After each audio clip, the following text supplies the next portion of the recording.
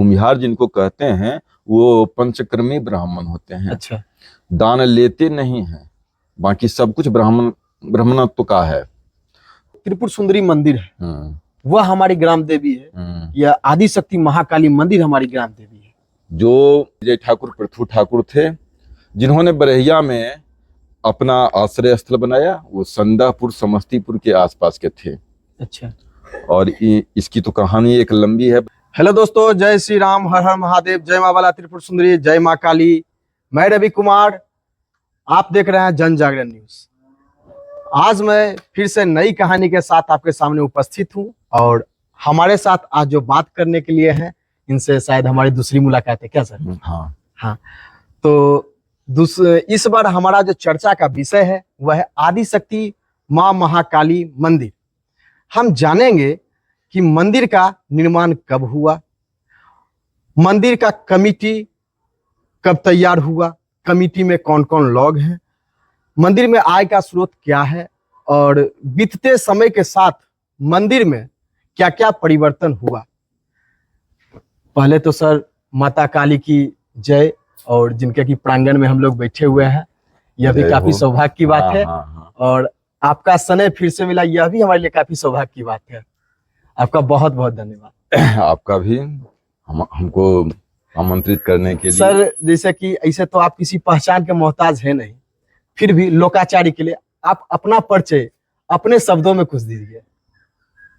मैं अध्यापन के क्षेत्र में 1984 से कार्यरत हूँ। वर्तमान में महिला महाविद्यालय बरहिया में सेवारत हूँ। मेरा नाम राम प्रवेश कुमार हुआ, घर बरहिया जगदम्बा मंदिर के निकट। सर मंदिर के निर्माण के बारे में कुछ बताइए कि ईस्वी कौन सा था हुआ जब मंदिर का निर्माण हुआ? 2017 में इस मंदिर के पुनर्निर्माण की नींव रखी गई थी। श्रद्धेय रमाकांत बाबू जो सेवानिवृत्त शिक्षक हैं, और ये रामेश्वर दा, इन लोगों के सक्रिय सहयोग से 2017 में मंदिर का नींव रखा गया। और मैं अपने आप को बड़भागी मानता हूँ कि नींव मेरे हाथों से ही दिया गया था। अच्छा। पंडित जी थे, कृष्णानंद ठाकुर जी थे, और मैं था। नींव मंदिर जब बन गया तो मैं कह नहीं सकता हूँ कि मैं कितना प्रफुल्लित हुआ कि मेरे हाथ से जो नींव पड़ा था शिखर तक। और इधर हम बनारस गए थे, हम लोग सबके सब टीम गई थी। उसमें कलश भी लेकर के आए हैं बनारस से, माता के मंडप के लिए। मंडप का कलश भी आया है शिखर पर। जो स्वर्ण है या पीतल का? ये अभी तो तांबे का है, क्योंकि पीतल का इसलिए नहीं लिया गया कि पीतल में सोना चढ़ाना मुश्किल होता है। अच्छा, तांबा पर आराम तांबा पर वो चढ़ाया जाता है, उसका पत्थर चढ़ाया जाता है, तो इसलिए हम लोग तांबे का कलश लिए। भविष्य में ये अपने आपको स्वर्ण कलश से आरोहित करें। सर तो आप इस मंदिर को तब से देख रहे हैं जब मंदिर जीर्ण शीर्ण अवस्था में था, और आज देख रहे हैं कि भव्य मंडप का प्रारूप यहाँ पे खड़ा है। मैं तो आपको देखकर कैसा लगता है? बहुत अच्छी बात है। मैं प्रायः छठ में पोखर पर जरूर जाया करता था जब छोटा था तब भी। तो यहाँ एक जैसे तैसे पगडंडी तैयार किया जाता था, जैसे तैसे, और एक छोटा सा मकान था जो जीर्ण शीर्ण था, और हम लोग वहीं से कहते थे कि काली स्थान में हथिन। अच्छा, अंदर आने में इतना प्रॉब्लम नहीं आ सकते थे, जंगल झाड़ होता था, और किसी तरह से इधर से घूम घूम करके आते थे। जो पोखर पर से लौटते थे तो हम 3-4 मित्र स्टूडेंट लाइफ से ही एकदम नियम बना लिए थे कि छठ में जाना ही जाना है, और सब लोग आते थे, माँ का दर्शन करते थे और घर जाते थे। फिर महावीर स्थान दर्शन करते थे, जगदम्बा स्थान दर्शन करते थे, और तब घर जाते थे। तो उस समय जो था, बाद में धीरे धीरे कुछ लोग यहाँ जमा हुए, और जमा होने के बाद पूजा एक समिति बनाई गई जिससे कि कुछ धन इकट्ठा हुआ। और समिति में कौन कौन मेंबर है सर? उस समय एक भोली दा थे जो आगे बढ़ करके ये सजावट वगैरह किया करते थे दीपावली में। बाद के दिनों में रामेश्वर दा का सक्रिय रहा और रमाकांत बाबू ने तो क्या कर दिया, ये तो कहने की वाली बात नहीं है। उनकी कर्मठता और दृढ़ संकल्प मंदिर को ये रूप दिया है। सर कमेटी के जितने मेंबर हैं सब एक दूसरे का गुणगान करते हैं। आप रमाकांत जी का गुणगान कर रहे हैं, रमाकांत जी आपका गुणगान कर रहे हैं। रमाकांत बाबू श्रद्धेय हैं और उनके लगन परिश्रम को इनकार नहीं किया जा सकता।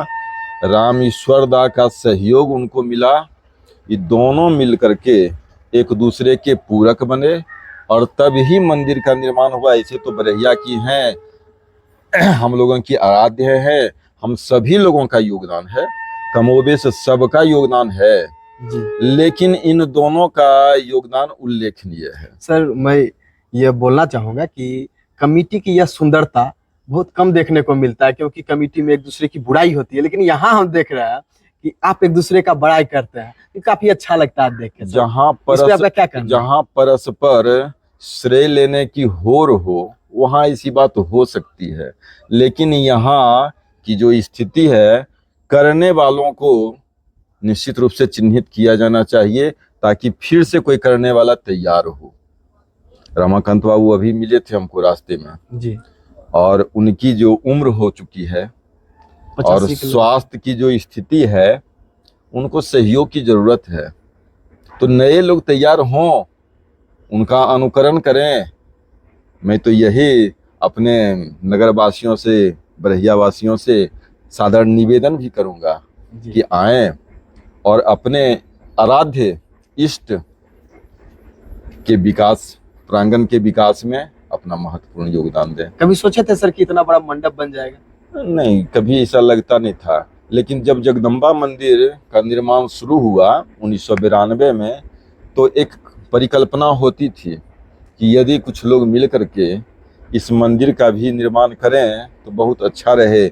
बरहिया एक जो है शक्ति धाम, चूंकि हम लोगों के पूर्वज जो थे जय जय ठाकुर, पृथु ठाकुर, उनके बारे में कहा सुना जाता है कि वो शाक्त थे, यानी शक्ति के उपासक थे।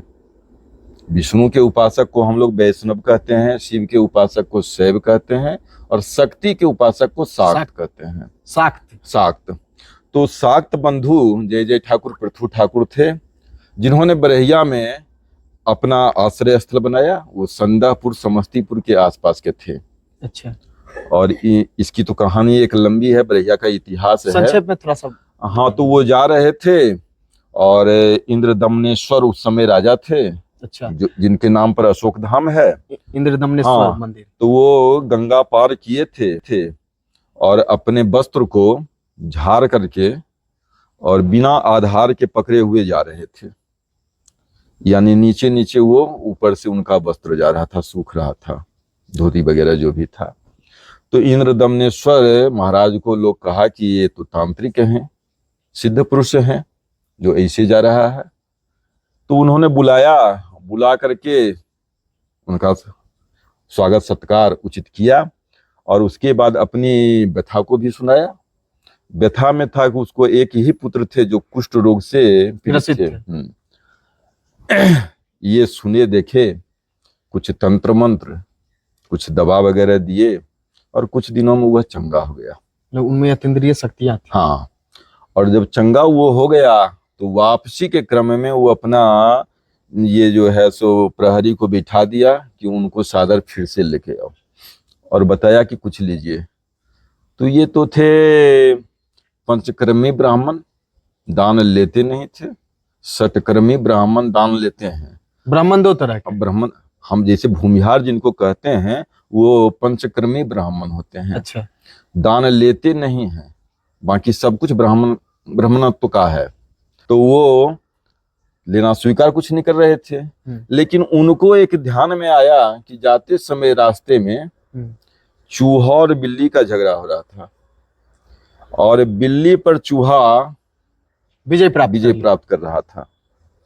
तो लगा कि ये डीह जो है, पुराना डीह, वो शक्तिशाली है, यहाँ बसा जा सकता है। इसलिए अंत में बहुत आग्रह के बाद वो कह दिए कि हमको ये दे दो। कह दिया कि ठीक है, मिलेगा। लेकिन एक दिन पहले वो बरही को बंदोबस्ती में दे दिया गया था लकड़ी काटने के लिए। अच्छा, इंद्रदमनेश्वर महाराज दे दिए। महाराज की तरफ से वो बिक चुका था एक तरह से। उसको किसको लेके थे सर? इंद्रदम्न कहते हैं पाल वंश पाल वंश के ही शासक हाँ शासक थे। तो वो ले लिए। बरही से कालांतर में बरहिया हुआ, बरही से बरहिया हुआ, लेकिन मूल जो है बरही ही है। हम लोगों के संचिकाओं में, ये सरकारी संचिकाओं में बरही माना जाता है। अच्छा, मतलब कि इसका जो स्रोत है इस जानकारी का, वह सरकारी लिखित है कहीं? हाँ हाँ, कहाँ पे? गजट में है।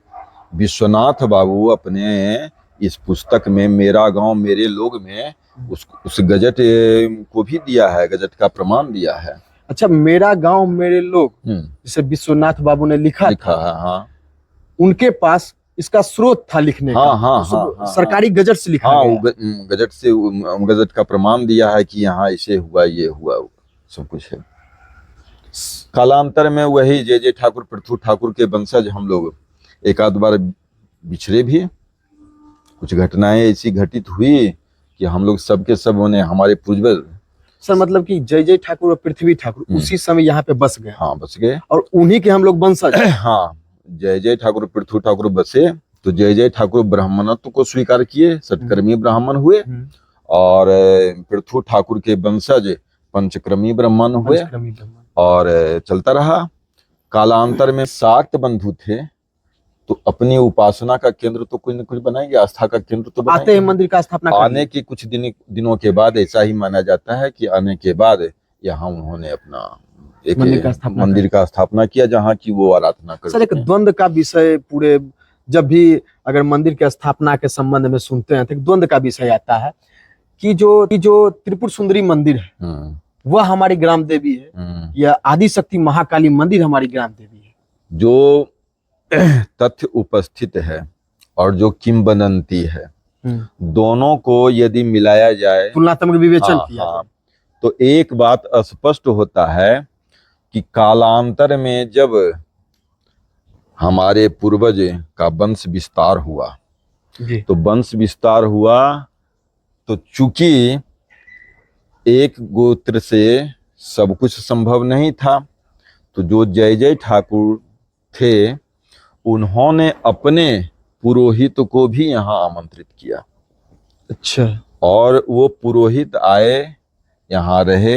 उसी कुल में भक्त शिरोमणि श्रीधर ओझा का पदार्पण हुआ।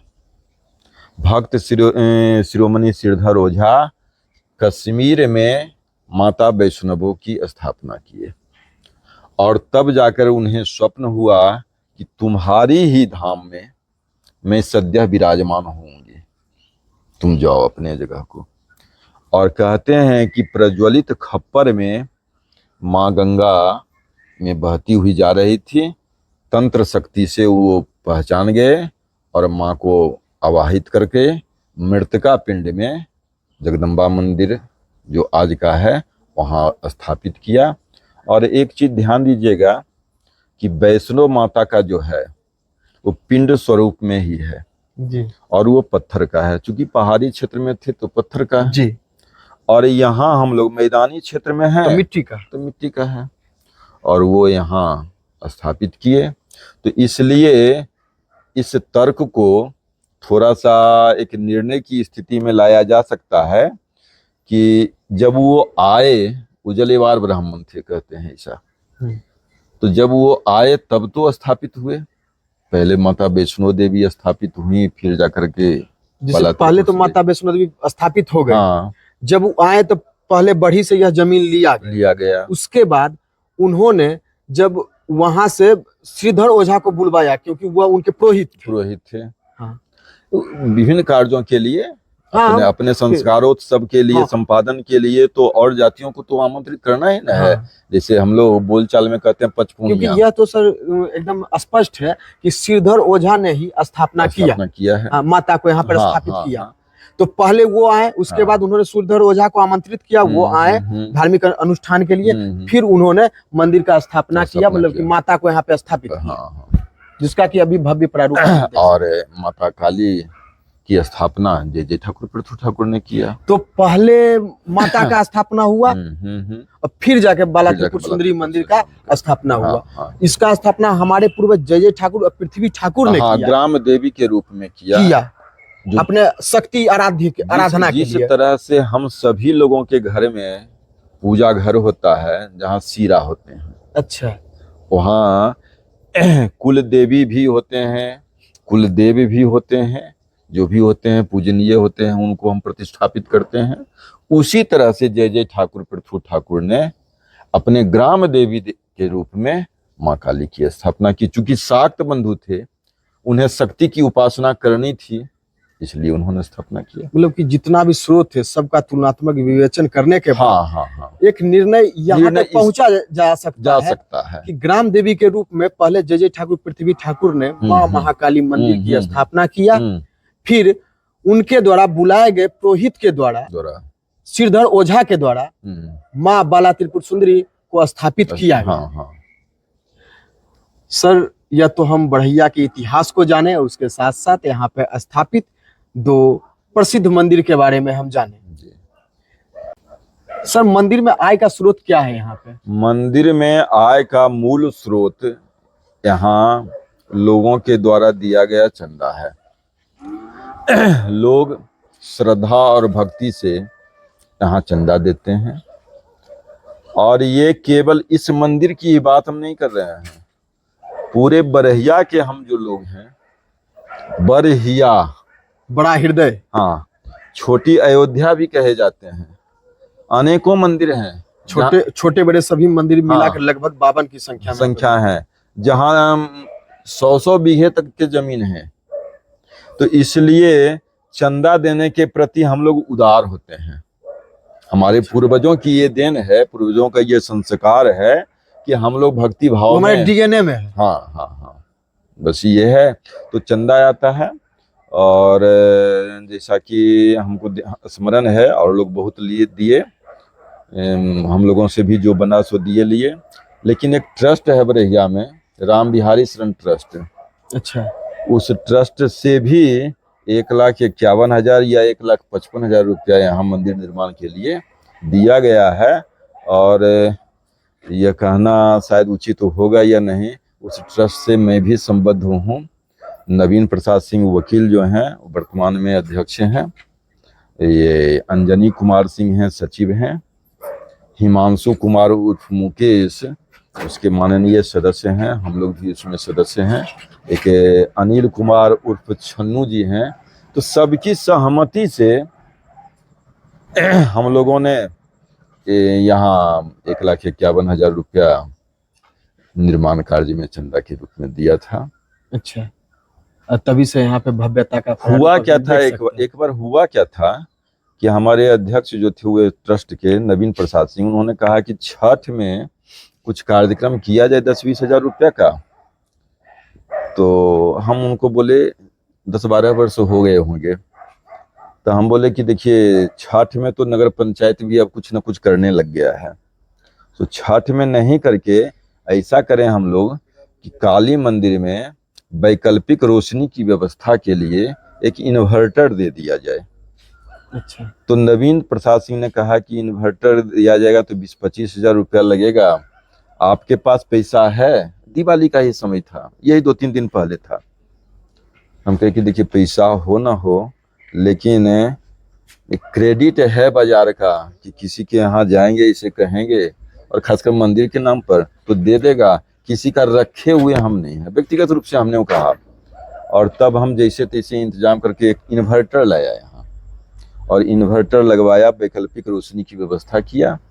तब नवीनदा को भी लगा कि कुछ किया जा सकता है यहाँ, और सब लोगों में ये लगा। बाद में हमको पैसा मिल गया, हम अपने जेब से एक पैसा भी नहीं दिए, क्योंकि जैसा कि सर माँ बाला त्रिपुर सुंदरी में दूर दूर से श्रद्धालु आते हैं, उनका मनोकामना भी पूर्ण होता है, उसी प्रकार से आपके अनुसार कोई ऐसा उपाय जिससे कि हमारे ग्राम देवी मंदिर में भी श्रद्धालुओं का हुजूम आए, भीड़ आए और कई लोगों को रोजगार मिले, यहाँ भी दुकान खुले, प्रसाद बिके और धन का भी यहाँ पर व्यवस्था हो, क्योंकि बिना अर्थ के मंदिर भी नहीं चल सकता है। ठीक है, चंदा तो हो जाता है, लेकिन अगर श्रद्धालु आएंगे तो दान पात्र में आएगा, झांप चढ़ेगा, उससे आमदनी होगा। बहुत तरह का, अगर श्रद्धालु के आने से बहुत तरह का आने का रास्ता खुल जाता है। इसमें हमको जो लगता है,